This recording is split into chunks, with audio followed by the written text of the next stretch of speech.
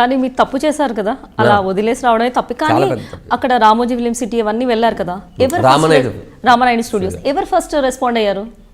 ఎవరు రెస్పాండ్ అయ్యారు? మరి ఎలా పాజిటివ్ ఎలా అయ్యింది? ఎక్కడి నుంచి స్టార్ట్ అయింది కెరియర్? అంటే అదే అండి, మా డాన్స్ మాస్టర్ విజయ్ గారు నాకు యాక్టింగ్ భిక్ష పెట్టారు.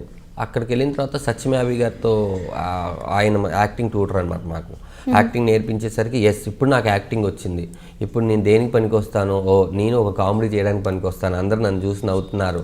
ఈ టైంలో తేజ గారు జై అనే సినిమాకి పేపర్లు యాడ్ ఇవ్వడం, ఫోటోలు పంపించడం, ఆయన సెలెక్ట్ చేసి ఫిలిం సిటీలో షూటింగ్. అంటే ఫస్ట్ టైం రామోజీ ఫిలిం సిటీకి వెళ్ళి అసలు అది మామూలు విషయం కాదు, అంత పెద్దది. వెళ్ళంగానే అందులో ఒక సీన్ బాగా చేసామని మెచ్చుకోవడం. ఆ తర్వాత ఒక 3 years గ్యాప్ వచ్చింది.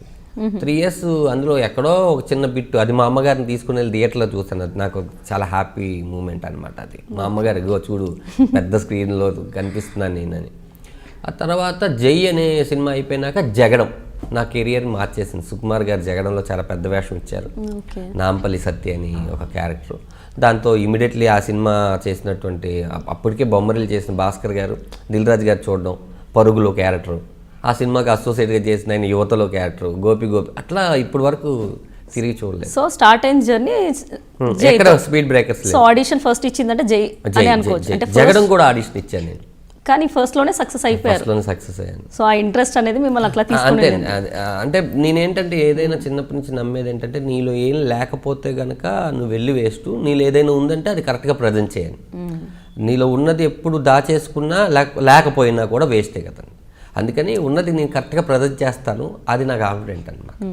మరి స్కూల్ 10th లో ఆపేస్తారు కదా, పాస్ అయ్యారా? లేదు, తెలియదండి ఇప్పుడు. అసలు రాసారా లేదు? రాసి వచ్చేసాను, తెలియదు ఏం జరిగింది అసలు. మళ్ళీ ఆ తర్వాత ఊరు కూడా వెళ్ళలేదు. టచ్లో ఉన్నారా వాళ్ళ ఫ్రెండ్స్ ఎవరైనా? అంటే ఎవ్వరు లేరండి నాకు. అంటే మా అమ్మగారితోనే లాస్ట్ నాకు. అటు సైడ్ మా తాతగారు చిన్నప్పుడు, నేను పుట్టినప్పుడు మా తాతగారు తాడేపల్లి గుడి అది తెలుసు, ఎక్కడో తెలియదు. హనుమాన్ జంక్షన్లో మా అమ్మ వాళ్ళ అమ్మమ్మ కానీ, మా అమ్మమ్మ కానీ, తాతయ్య కానీ, చుట్టాలు కానీ ఎవరు తెలియదు నాకు. చెప్పాలంటే ఇప్పుడు నేను నా మిస్సెస్ నుంచే ఫ్యామిలీ. మా మిస్సెస్, నాకు ఒక 2 కొడుకులు, మా అత్తయ్య, మామయ్య, బామ్మర్ది, మా మరదలు, వదినలు, ఇదే. సో ఆ ముందు రిలేటివ్స్ ఎవరు టచ్లో ఎవరు లేరండి. మళ్ళీ రీబర్త్ అని చెప్పాలి. అంతేనా? స్కూల్ లైఫ్లో గుర్తుండిపోయే సంఘటన అలాంటిది ఏదైనా?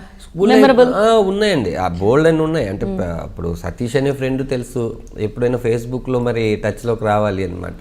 అరే సతీష్ చూస్తే కనుక టచ్లోకి రావాలి, నా బెస్ట్ ఫ్రెండ్. ఈ చిన్నప్పుడు ఏంటంటే ఈ క్యాసెట్లు ఉంటాయి కదండి, నాకు బాగా చిన్నప్పటి నుంచి ఎందుకు మరి సినిమాకి సంబంధించిన ఆటలే ఆడుకునేవాడిని. ఈ క్యాసెట్లో పెదరాయుడు సినిమా ఫుల్గా ఉండేది, అటు సైడ్ తిప్పితేనేమో కొండవీడి దొంగ సినిమా ఫుల్గా ఉండేది. ఈ 5 రూపాయలు ఇస్తే వాళ్ళు ఎక్కించి ఇచ్చేవాళ్ళు అనమాట. 14 పాటలు ఎక్కాయి. ఎక్కడో బాగా కొంచెం డబ్బున్న మేడ పక్కన 4-5 క్యాసెట్లు పడేస్తే నేనేం చేసేవాడిని అంటే అవి చిరిగిపోయి ఉన్న క్యాసెట్లన్నీ మళ్ళీ స్క్రూ డ్రైవర్ పెట్టి, స్పూన్ పెట్టి తిప్పి, దాన్ని మళ్ళీ ఆ చక్రంలోకి పెట్టి, దాన్ని టైట్గా చేసి ఒక 200 రూపాయలు డెక్ అనేవాళ్ళు అనమాట. రేపు రికార్డ్ని డెక్ అనే ఆ డెక్లో పెట్టుకొని రాత్రంతా వేసి ఇది మనం బాగు చేసింది, పాటలు వస్తాయని ఎవరినో లేపి వినిపించడం. ఇదంతా కూడా స్కూల్ లైఫ్లో అంటే బాగా చదివిన దాంట్లో ఏంటంటే మనం ఫస్ట్ బెంచ్లోనే కూర్చోం, లాస్ట్ బెంచ్ ఎక్కడో మిడిల్లో. మన దాకా రావంటే ముందోడు చెప్పాలి కదా, మనం చెప్పేసామంటే చివరోడు కూడా చెప్పేస్తాడు కదా అని ఒక కాన్ఫిడెంట్ అనమాట. సో ఎలా ఉండేవాడు ధనరాజు స్కూల్లో? బుద్ధిగానే ఉండేవాడండి, చాలా సిన్సియర్. అంటే వెళ్ళిన పని చేయాలి, వాళ్ళు ఏదో చెప్తారు, చెప్పిన మాస్టర్లు చెప్పిన రాసుకోవాలి, రాసుకుని బాగుంటే చెప్తారు, బాగోపోతే తిడతారు, అంతే అండి. సో ధనరాజ్ మంచి బాలుడు లాంటి వాడు. అప్పుడు నాకున్న ఎవరు నాకు తెలిసిన ఫ్రెండ్స్ చెప్తే తప్ప తెలియదు నేను ఎలాంటి వాడు. నా వరకు నేను మంచివాడిని అని చెప్తాను కదా డెఫినెట్గా. సో కాలేజ్ డేస్ మిస్ అయ్యాను, ఆ ఎంజాయ్మెంట్ పోయింది అని ఎప్పుడైనా అనిపించింది? లేదండి, షూటింగ్ లో హీరో ఫ్రెండ్ గా బోల్డ్ అని కాలేజెస్ తిరిగేసాను. అన్ని ఒక్క కాలేజ్ ఏంటి అన్ని చేసేసానంటారా? ఇంజనీరింగ్ స్టూడెంట్ గా చేస్తావు, ఇంటర్ స్టూడెంట్ గా, డిగ్రీగా, తర్వాత ఏదైనా ఫేర్వెల్ డే ఫంక్షన్స్ ఉన్నప్పుడు అప్పుడు వెళ్ళినప్పుడు మిస్ అయిన ఫీలింగ్ కనిపిస్తుంది. నేను అది స్టూడెంట్స్ కూడా చెప్తూ ఉంటాను అనమాట. ఏ డిసిషన్ తీసుకున్నా కూడా అప్పుడు నేను తప్పుడు డిసిషన్ తీసుకున్నాను, ధనరాజు ఒకడు వచ్చేసి సక్సెస్ అయ్యాడు కదా అని మిగతా వాళ్ళు అవుతారనేది లేదు. ఇప్పుడు మీకు అమ్మ నాన్న వీళ్ళందరూ, అప్పుడు నాకున్న పరిస్థితులు అది. ఇప్పుడు మీరు అమ్మ నాన్నతో చెప్పి కరెక్ట్గా ఒక గోల్ పెట్టుకోండి. ఈ 1 yearలో నేను ఇండస్ట్రీకి వచ్చి సక్సెస్ అయితే ఓకే, లేదంటే మళ్ళీ నేను జాబ్ చేసుకోవాలని పెట్టుకోండి, ఏదో ఒక గోల్ ఉండాలని చెప్తూ ఉంటాను. అప్పుడు మాత్రం అనిపిస్తూ ఉంటుందండి ఆ కేరింతలు, కాలేజ్ క్యాంపస్లు, హ్యాపీ డేస్ సినిమా చూసినప్పుడు, లేకపోతే భలే ఉండేది కదా కాలేజ్. ఈ అమ్మాయిలు ఇదంతా ఇప్పుడు మనం మాట్లాడేటప్పుడు ఇండస్ట్రీలో ఫ్రెండ్స్ ఉంటారు, మాట్లాడతాము. అది కాదండి, బాగా మిస్ అయింది ఏంటంటే ఈ ర్యాగింగ్లు ఇవన్నీ చిన్న చిన్న ఉంటాయి కదండి. అంటే అది మళ్ళీ తిరిగి రావు, ఏ విషయమైనా తిరిగి వస్తుందేమో కానీ కాలేజ్ డేస్ తిరిగి రావు కదా, అది బాగా మిస్ అయినట్టు అనిపిస్తుంది నాకు. సో అమ్మాయిల్ని మీ ఫస్ట్ లవ్ స్టోరీ ఎప్పుడు స్టార్ట్ అయింది, ఏ ఏజ్లో? నాకు ఫస్ట్ లవ్ స్టోరీ ఏంటంటే అయస్కాంత ఆకర్షణ శక్తి అంటారు కదండి, అప్పుడు ఎవరిని చూసినా లవ్ చేసేవాడిని నేను బేసిక్గా. సో ఏ ఏజ్లో ఫస్ట్ టైం లవ్ చేశారు? అక్కడేం లేదండి అసలు, మనకి అటు సైడ్ లవ్ ధనరాజ్ అనేవాళ్ళు, రాజుగారి అబ్బాయి మంచోడు అనేది ఉండేదండి. ఇక్కడికి వచ్చిన తర్వాత ఇన్స్టిట్యూట్ అంతా అయిపోయిన తర్వాత నేను ఇంకా ఫీడింగ్ కోసం జై సినిమా తర్వాత డ్యాన్స్ క్లాసులు చెప్పేవాడిని. ఏదో నాకు వచ్చిన 4 స్టెప్పులు, వాళ్ళకి ఆ 4 స్టెప్పులు రాదు కాబట్టి నేను వాళ్ళకి డ్యాన్స్ మాస్టర్ని. అలా స్కూల్ పిల్లలకి 200, 150 రూపాయలు తీసుకుని క్లాసులు చెప్పేవాడిని.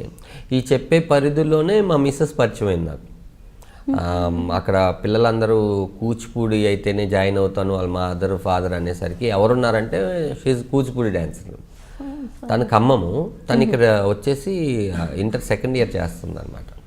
అప్పుడు నేను మాగంటి కాలనీ అని ఫిలింనగర్లో ఉండేదన్నమాట. అక్కడ నేను ఒక చిన్న, అదేంటంటే ఇంత రూమ్ అనమాట. ఆ రూమ్కి ముసలాయన ఒక ఆయన ఉన్నాడు, వాడుకో బాబు ఇది ఖాళీగానే ఉందంటే దానికి నేనే నీట్గా వాటర్ స్ప్రే బాటిల్లో స్ప్రేలో ఇందులో రెడ్, ఇందులో బ్లూ, అందులో ఎల్లో పెట్టి కొట్టి ఏదో డిజైన్ లాగా రూమ్ అంతా డెకరేట్ చేసి ఓ చిన్న టేప్ రికార్డు ఉంటే తీసుకొని పెట్టాం. అక్కడ ఎవరున్నారో ఎంక్వైరీ చేస్తే ఒక అమ్మాయి ఉందండి, కూచిపూడి నేర్పిస్తుందని. ఆ అమ్మాయి వచ్చి కూచిపూడి నేర్పిస్తున్న టైంలో నేను చూసి ఐ లవ్ యూ చెప్పడం. ఆ తర్వాత అదే రోజు మా మదరు క్యాన్సర్ పేషెంట్ అనమాట, మా మదర్ చనిపోవడం. మా మదర్ చనిపోయిన తర్వాత కాల్చడానికి కూడా నా దగ్గర డబ్బులు లేవు, అంత స్థితిలో ఉన్నప్పుడు తనే రావడం, తను వచ్చి బంగారం గింగారం అన్నీ ఇచ్చింది. ఇచ్చి అంతా అయిపోయిన తర్వాత మా అమ్మలాగా చూసుకున్నావు, నాకు ఇంకెవరు లేరని నేను బాధపడితే నా పెయిన్ తట్టుకోలేక తను మ్యారేజ్ చేసుకున్నా.